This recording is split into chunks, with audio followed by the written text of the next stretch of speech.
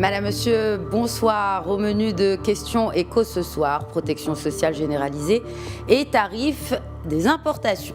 Nous consacrons donc la première partie au projet de loi cadre 0921, porteur de ce grand projet sociétal initié par Sa Majesté le Roi Mohamed VI et qui fera bientôt son entrée dans le circuit législatif. En compagnie de l'économiste Mohamed Chiger, nous évoquerons les objectifs, le financement et la gouvernance de ce chantier de généralisation de la protection sociale au Maroc.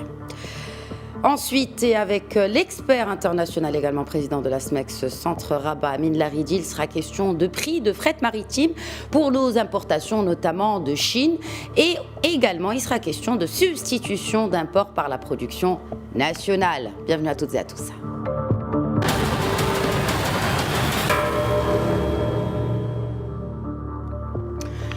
La généralisation de la protection sociale pour tous et pour tous les Marocains est en marche. À peine 6 mois après son appel à ce chantier important, le souverain a présidé jeudi dernier un conseil des ministres où le projet de loi cadre relatif à la protection sociale a été approuvé pour faire bientôt son entrée dans le circuit législatif. Les détails avec Ala Benani.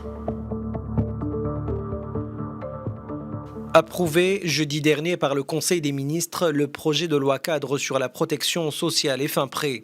Il s'agit là d'une étape législative importante pour la mise en œuvre des orientations royales relatives à la généralisation de la protection sociale au profit de tous les Marocains à l'horizon 2025. Lors du 21e anniversaire de la fête du trône, le souverain avait rappelé « Notre aspiration prioritaire est d'assurer la protection sociale à tous les Marocains. Et notre détermination est qu'à terme, nous puissions en faire bénéficier toutes les franges de la société. » Lors du discours du trône de l'année 2018, j'ai déjà appelé à une prompte refonte du dispositif de protection sociale qui est encore marqué par un éparpillement des interventions et par un faible taux de couverture et d'efficacité. Aussi, nous considérons que le moment est venu de lancer, au cours des 5 prochaines années, le processus de généralisation de la couverture sociale au profit de tous les Marocains. 4 axes majeurs avec des échéances précises sont à retenir. Le premier axe s'intéresse à la généralisation de l'assurance maladie obligatoire à fin 2022 au profit de 22 millions de personnes supplémentaires. Ces derniers bénéficieront d'une assurance couvrant les frais de traitement, de médicaments et d'hospitalisation. Le deuxième axe se penche sur la généralisation des allocations familiales durant les années 2023 et 2024 au profit des familles qui n'en profitent pas selon les textes en vigueur. Ces familles bénéficieront selon le cas d'indemnité forfaitaire ou d'indemnité de protection des dangers relatifs à l'enfance, comme la déperdition scolaire, ciblant 7 millions d'enfants en âge de scolarité. Le troisième axe traite de l'élargissement de la base des adhérents au régime de retraite, pour inclure environ 5 millions de personnes qui exercent un emploi et ne bénéficient d'aucune pension à horizon 2025. Enfin, le quatrième axe évoque la généralisation de l'indemnité pour perte d'emploi durant l'année 2025 pour couvrir toute personne exerçant un emploi stable. Prochaine étape, le projet de loi cadre devrait passer par les parlementaires, bien que la première session de la dernière année législative a été clôturée jeudi dernier.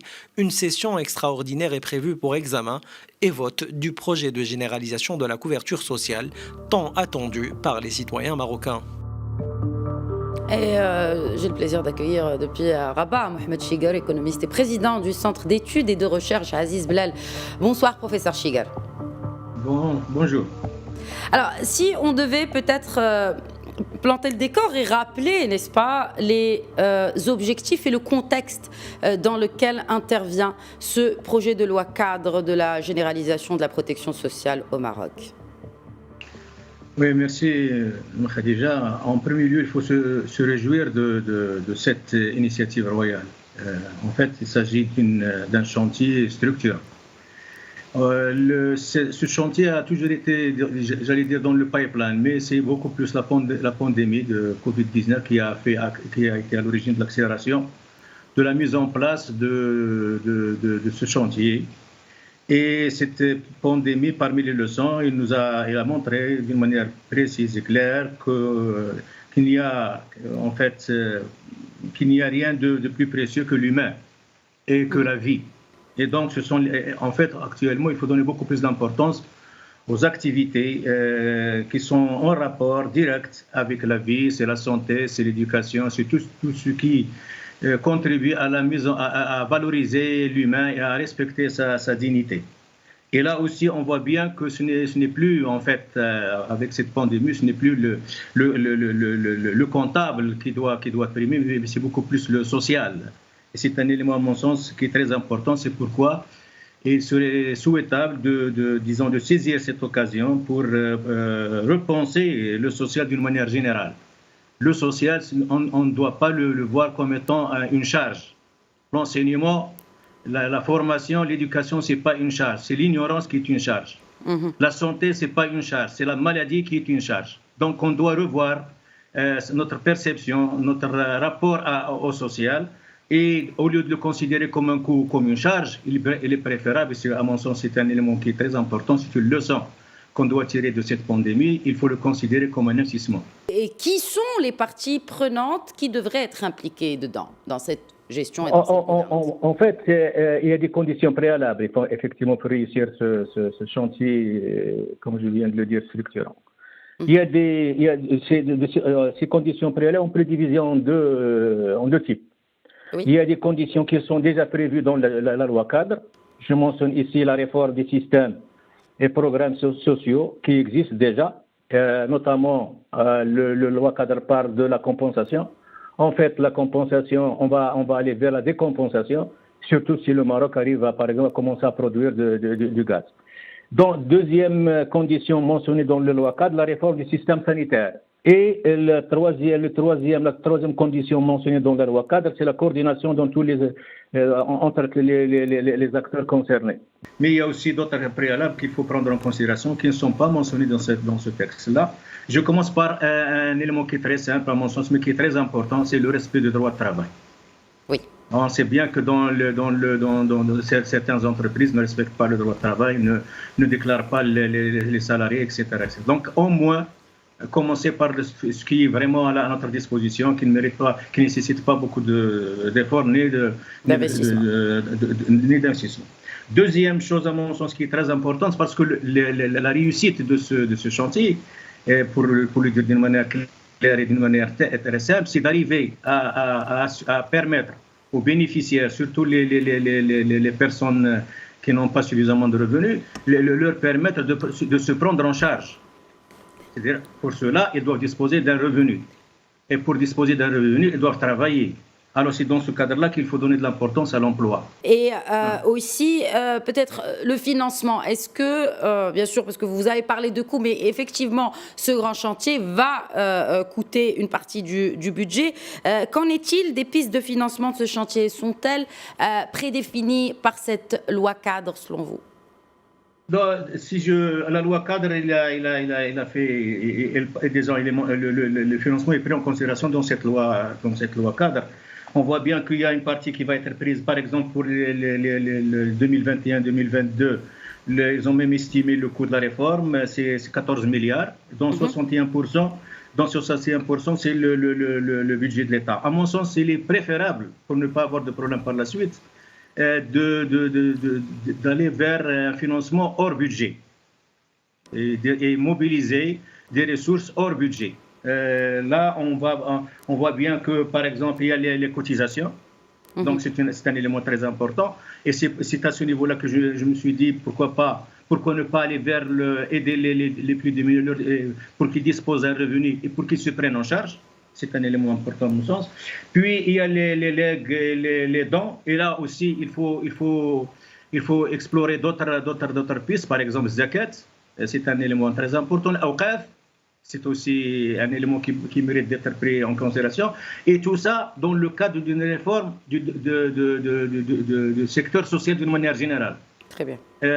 Actuellement, qu'est-ce qu'on constate? On constate qu'il y a une multitude d'intervenants. Il y a suffisamment de financement, mais les résultats sont vraiment des résultats décevants. C'est pourquoi, à mon sens, il est important de penser à un organisme ou à une formule pour réformer l'ensemble du secteur du domaine social, que ce soit au niveau public, on a la promotion nationale, on a l'entraide nationale, on a l'agence de développement, l'agence pour la lutte contre la pauvreté, etc. Tout ça, il faut quand même repenser tout ce secteur-là et en même temps essayer de créer, d'assurer une coordination entre les fondations privées et le public. Et à mon sens, là, on peut peut-être arriver à financer cette généralisation sans faire appel nécessairement au budget. Merci beaucoup. Merci Mohamed Chiguer. Voilà. Oui, malheureusement, le temps de votre intervention est terminé. En tout cas, je tiens à vous remercier encore une fois sur l'ensemble de ces éclairages sur ce chantier prioritaire qu'est la généralisation de la protection sociale. Merci beaucoup. Merci. À bientôt. Et nous passons à présent à la seconde partie de Questions Écho.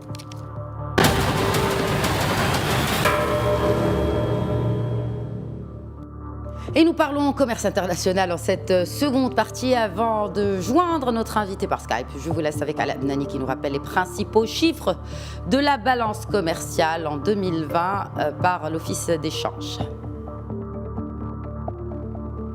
Alors que les exportations de biens affichaient une chute dépassant les 20% au début de la crise sanitaire, elles ont fini l'année avec une baisse limitée à 7,5% pour s'établir à 263,2 milliards de dirhams. Quant aux importations de biens, la baisse est plus prononcée, moins 14%, soit une facture de près de 422 milliards de dirhams. Cet allègement de la facture des importations est le résultat combiné d'une baisse conséquente des prix des produits énergétiques, ainsi que des produits finis de consommation et des biens d'équipement et, dans une moindre mesure, les produits bruts. A l'inverse, les achats des produits alimentaires ont augmenté de plus de 7 millions de dirhams. Il n'en demeure pas moins que cette forte baisse des importations conjuguée au repli limité des exportations a permis de réduire le déficit commercial du Maroc de 23% ou de 47,7 milliards de dirhams.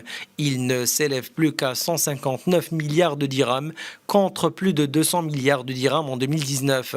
Enfin, le trafic portuaire a atteint un volume global de 92,5 millions de tonnes au terme de l'année 2020, en hausse de 5,1% par rapport à l'année précédente. Par nature de flux, les évolutions enregistrées font état d'une augmentation de 4,4% des importations en 2020. J'ai le plaisir d'accueillir à présent depuis Rabat Amin Laridi, expert international et président de l'Association marocaine des exportateurs pour la région centre Rabat. Bonsoir Amin Laridi. Bonsoir, chère Madame Ihsan. Toujours un plaisir d'être des vôtres. Tout le plaisir est pour nous. Donc, nous venons de suivre les chiffres de l'Office d'échange concernant notre balance commerciale au Maroc. Mais je voudrais aller avec vous dans le détail, notamment des importations. Car, selon certains importateurs, le coût d'expédition d'un conteneur au Maroc à partir de la Chine, eh bien, il a été multiplié par 3 voire 4. Comment expliquez-vous cela, Amin Laridi ? Alors, merci pour cette excellente question, qui est une question d'actualité. Comme nous le savons tous, notre pays, quoi qu'il y ait une amélioration aujourd'hui du solde de la balance commerciale, est plus importateur qu'exportateur. Et une bonne composante de ces imports vient du Far East, justement, de l'Asie. Et une bonne composante de ces importations qui viennent du Far East sont une composante logistique. Donc, faire de la veille par rapport à ça est très important. Oui, il y a eu une hausse réelle, palpable, concrète sur le terrain des prix du transport. Maintenant, la question à se poser, c'est on est en train de quel ordre de comparaison on est en train d'avoir? Si on est en train de comparer par rapport à il y a 6 mois, à une période de confinement mondial, d'une pandémie mondiale qui subsiste d'ailleurs toujours, où il y avait une baisse drastique du commerce international, une baisse de la demande pour le transport en général, oui, la hausse elle est très importante, elle est draconienne et ça va de soi. Mais c'était une période qui est exceptionnelle. Par contre, si on est en train de comparer avec les années précédentes, là on remarque qu'il y a en fait un phénomène de pattern, un phénomène de saisonnalité qui s'installe de manière qui est continue. Cette saisonnalité, elle dépend d'un phénomène, oui, d'offre et de demande, ça va de soi, comme pour tout ce qui est économique, mais en même temps, elle dépend d'une certaine période qu'on appelle des peak seasons, des périodes de haute demande. Ces périodes sont connues chaque année. De un, il y a en fait le Noël et le Nouvel An grégorien. D'autre part, il y a le Nouvel An chinois. Troisièmement, il y a la période du Ramadan pour nos autres musulmans. Et c'est des périodes qui sont mondiales de hausse de la demande, notamment par rapport aux imports et donc des exports à partir de la région de l'Asie, notamment de Chine. Et il s'avère qu'on est justement en cette période-là. Le Nouvel An grégorien vient de passer, il y a moins de 2 mois. Nous sommes toujours en période de célébration du Nouvel An chinois qui a commencé le 11 au soir. Et on s'apprête déjà à tout ce qui est période d'approvisionnement par rapport à des biens d'équipement liés au mois saint du Ramadan. Donc, ceci dit, ma réponse ne doit pas en fait uniquement s'arrêter là, parce qu'on n'est pas uniquement dans le descriptif. Notre rôle aujourd'hui, c'est de comprendre un phénomène pour ne pas en avoir peur, pour en utiliser en fait les vecteurs, pour diminuer son ampleur, mais en même temps pour le transformer en une opportunité. Alors, avec votre permission, j'ai envie une bonne fois pour toutes de partager avec tout votre public et notre public, qui est un public d'initiés, celui de Questions Écho et de Média TV, de partager avec eux comment on calcule déjà en fait les prix du transport maritime qui représente 90% du trafic de transport mondial, et pour notre cas, pour le Maroc, il représente plus de 99% de nos imports à partir de l'Asie. Comprendre en fait cette logique de calcul nous permet déjà de pallier en fait les hausses potentielles, mais nous permet aussi de les prémunir, de résoudre ces problématiques. Alors, comme tout ce qui est en fait lié au transport, il y a un phénomène de base qu'on appelle la loi de la massification et de la rotation. Par camion, le camion, pour faire simple, le camion doit aller le plus plein possible et revenir le plus plein possible avec la route la plus rapide, la plus fiable et la moins coûteuse. La même logique s'applique par rapport à tout ce qui est transport maritime, sauf que là, on parle de conteneurs. Et quand on parle de conteneurs, par opposition au tramping, on parle de line and trade. Et le line and trade, il ne faut pas imaginer, en fait, à partir de l'Asie, le conteneur, il ne vient pas dans un bateau qui est spécialement dédié uniquement pour le Maroc. Non, il prend automatiquement une route maritime. Ces routes maritimes sont figées, tout aussi figées que un chemin de fer, d'accord ? Donc, par rapport à un train, ces routes maritimes-là, en l'occurrence, qui lie en fait la Chine au royaume du Maroc, c'est la AE1 et notamment la AE en général, la route Asie-Europe, parce qu'on trouve par rapport aux entreprises maritimes, on se retrouve par rapport à ce corridor-là. On fait partie de la région Europe pour eux, quoique nous soyons en fait africains de cœur, de souche et d'ADN.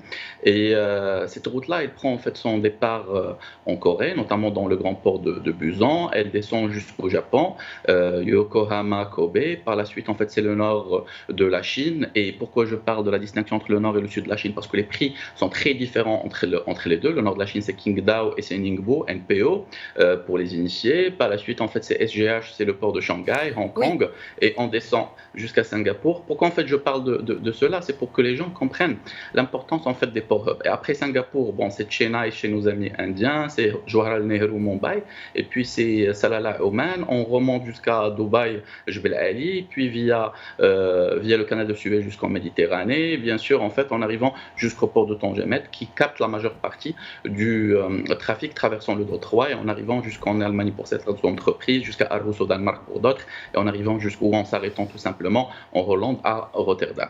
Et le bateau, il revient. Et ce que j'ai envie que les gens captent, c'est qu'on ne fait pas un seul bateau pour garantir, par exemple, un service qui est hebdomadaire sur cette ligne, c'est-à-dire un départ fixe chaque semaine. Et il y a beaucoup d'entreprises qui offrent plus qu'un seul départ, mais juste pour un seul départ, on est obligé de déployer 8 bateaux. Les bateaux de nouvelle génération, tels que le Marco Polo pour CMA-CGM, le Triple E pour le Emma Maersk Class pour Maersk, c'est des bateaux de plus de 15 000 conteneurs, ils coûtent environ 150 millions de dollars par bateau. Donc 150 millions fois 8, je vous laisse en fait faire les calculs. On parle déjà de 1,2 milliard juste pour un seul départ hebdomadaire couvrant en fait cette ligne, sans parler des charges fixes, des charges semi-fixes, personnelles et du fuel aussi. Donc, et le plus grand problème ici, c'est qu'il y a une sorte de déficit, c'est-à-dire au moment où les bateaux viennent en majorité pleins à partir de l'Asie, ils reviennent pratiquement vides. Ils sont obligés de revenir et ils sont obligés en plus de cela de transporter en fait des conteneurs qui sont vides. Donc déjà ça constitue une opportunité pour l'exportateur marocain mais aussi africain via le Maroc, parce qu'on joue ce rôle de levier, de profiter de cette aubaine, d'un retour de conteneurs à vide et donc en fait d'une faible demande pour le transport et donc le prix qui sont optimisés à l'export vers l'Asie. Ça c'est de 1 à retenir. Le deuxième point qui est tout aussi... Amine Laridi, vraiment rapidement parce qu'il nous reste d'autres questions et on pourra malheureusement pas faire le tour de la question. Donc brièvement sur ces deux aspects que vous venez de citer, avant qu'on parle aussi de l'impact justement de cette hausse des prix sur les importateurs marocains. Alors avec beaucoup de plaisir. Déjà le fait d'avoir un port en fait hub mondial, il diminue de 30 à 40% en fait le coût d'un port. Il faut comprendre cela parce qu'on n'a plus besoin de temps d'attente et on n'a pas besoin de prendre un bateau connecteur, ce qu'on appelle un feeder. Donc on est un port de colle qui est direct. Maintenant, très rapidement, il faut s'intéresser, c'est mon souhait, c'est aussi ma recommandation à tous les importateurs marocains, il faut s'intéresser à 3 choses essentielles très rapidement pour diminuer leurs factures, notamment d'import par rapport au Far East, que ce soit de la Chine, du Japon, de la Corée ou d'autres pays amis. Alors la première des choses, c'est de rentrer dans le détail de la facture. Il y a 2 types de surcharges, les surcharges maritimes au premier et puis ce qu'on appelle les surcharges locales ou terrestres. Les surcharges maritimes, la première des choses, c'est la base. Et cette base, elle était de 0 pendant la période de crise. Et c'est ce qui explique d'ailleurs en fait ces hausses qui est flagrante. Mais c'est normal, c'était 0, c'était exceptionnel parce que les bateaux étaient vides. La deuxième surcharge, et qui a connu aussi une hausse, c'est la surcharge en fait pétrolière. Et il suffit de voir le prix du Brent, il y a de cela quelques jours, qui a dépassé les $60, d'accord, alors qu'il était pratiquement proche du 0. Donc la surcharge pétrolière qu'on appelle la BAF. Donc toute hausse de la BAF, automatiquement, elle conduit à une hausse du fret. Et le troisième élément, c'est la CAF, Currency Adjustment Factor. C'est la surcharge en fait de compensation du risque en fluctuation de devises. Et aujourd'hui, il y a un risque de fluctuation de devises dans le monde entier, notamment en fait ce qui explique l'engouement de beaucoup de pays et de privés pour l'investissement dans l'or, mais aussi dans les monnaies virtuelles. Alors ceci étant, il y a aussi les surcharges locales, à savoir la manutention, à savoir les surcharges liées au surestarie, etc. Donc il faut décortiquer, il faut savoir négocier avec les entreprises maritimes. Et s'il vous plaît, si vous n'avez pas un effet de taille qui est énorme, arrangez-vous en consortium et allez voir l'entreprise maritime. Et même si avec ça vous n'avez pas l'effet de taille, passez par un freight forwarder qui lui, il a, mais assurez-vous qu'il a les bons prix de la part en fait des grandes entreprises maritimes, parce qu'une industrie qui a barrière d'entrée très lourde, il n'y a que les grands en fait qui peuvent, en termes de maritime, qui peuvent subvenir notamment par rapport aux grandes routes. Donc ça c'est mon conseil par rapport à tout importateur. Très bien. Est-ce que vous pensez aussi qu'il risque d'y avoir impact sur, certains observateurs et analystes l'évoquent, sur d'abord la chaîne de distribution et aussi sur la poche du contribuable du citoyen et les prix à la consommation de manière générale au Maroc? Ça va de soi en fait. Il y a une corrélation qui est directe. Nul besoin même en fait d'en traiter. Vous en conviendrez. Toute hausse en fait du prix de transport, in fine, malgré une absorption de par l'importateur, c'est le client final en fait qui va la subir. C'est-à-dire nous autres simples consommateurs. Maintenant, la question à se poser, et il ne faut pas s'arrêter au constat. Il faut se poser la question comment transformer cette faiblesse en force. Et vous vous rappelez qu'en période de pandémie, j'ai eu le plaisir en fait de travailler sur une étude justement.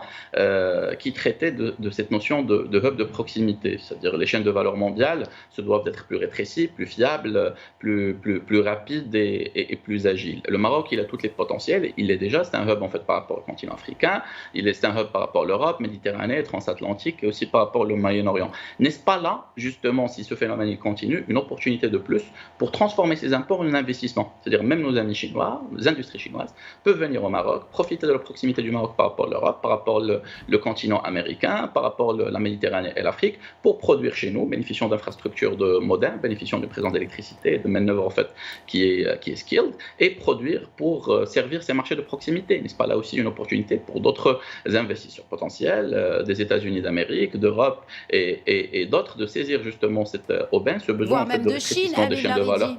C'est ce que j'ai dit, absolument. C'est la transformation. On n'est jamais en compétition avec nos amis chinois, on est en complémentarité. Et l'idée, c'est de transformer ces importations en des investissements qui sont directs. D'ailleurs, en fait, c'est la voie vers laquelle il faut passer, il faut aller pour garantir en fait une approche win-win. Maintenant, si on a parlé de la transformation des importations en une production nationale, il y a certes l'investissement étranger qui est important, mais il ne faut pas oublier une denrée très importante, qui est l'investissement national. Aucun pays ne peut se développer uniquement avec l'investissement étranger, qui est très fondamental, mais ce n'est pas suffisant. Il faut soutenir l'investissement national, il faut soutenir le capital national, sur la TPE, la PME marocaine et la grande entreprise, à transformer ces importations en prod nationale, mais en augmentant aussi la qualité, en améliorant le prix, parce que si on est patriote en tant que patron d'entreprise, on se doit de l'être et nous le sommes, l'objectif principal c'est de donner aux clients marocains mieux que ce qu'il a aujourd'hui, c'est-à-dire un meilleur prix, aussi une meilleure qualité, un meilleur service. Et ceci part avec un phénomène de capitalisation, avec un encouragement de l'industrie, avec un encouragement de la formalisation de beaucoup d'entreprises qui sont dans le gris entre le formel et l'informel, avec un encouragement aussi de l'accès à ces entreprises petites ou moyennes ou même grandes à des ressources stratégiques, notamment ressources humaines, cognitives, savoir, matières premières à un prix en fait qui est compétitif, mais aussi de leur encouragement à l'international. N'est-ce pas là justement toute la quintessence et la beauté du lancement et de la création du fonds portant le nom de Sa Majesté le roi Mohammed VI, le fonds Mohammed VI pour l'investissement qui a été créé sur instruction royale, dans cet objectif justement d'accompagner les entreprises marocaines pour qu'elles soient des champions, non seulement nationaux, mais aussi avec des ambitions continentales et internationales, d'encourager en fait ces champions à jouer un rôle de locomotive, autour desquels se lieront en fait des TPE, des PME et des grandes entreprises qui joueront un rôle d'upgrade sectoriel. C'est-à-dire on ne vend pas uniquement de la masse, on ne parlera plus de volume uniquement dans le futur, on parlera de valeur ajoutée, on parlera donc de technologie, on parlera donc de ressources humaines. J'y reviens toujours parce que notre modèle de développement, c'est la création de prospérité pour tous les citoyens marocains, c'est l'amélioration des conditions de vie pour tous les citoyens marocains. Et pour y arriver, il faut créer de la valeur ajoutée, il faut exporter. Il faut certes transformer les imports en prod national, mais j'y reviens, c'est pas encore en compétition avec aucun pays, au contraire, c'est en complémentarité. Nous sommes engagés en fait avec nos accords de libre-échange et nous sommes un hub pour l'Afrique, pour la Méditerranée et aussi pour l'outre-Atlantique. Voilà. Merci beaucoup Amine Laridi, expert international et président de la SMEX Centre Rabat, d'avoir répondu à nos questions. Voilà, c'est la fin de Questions Éco. Très bonne soirée à tous.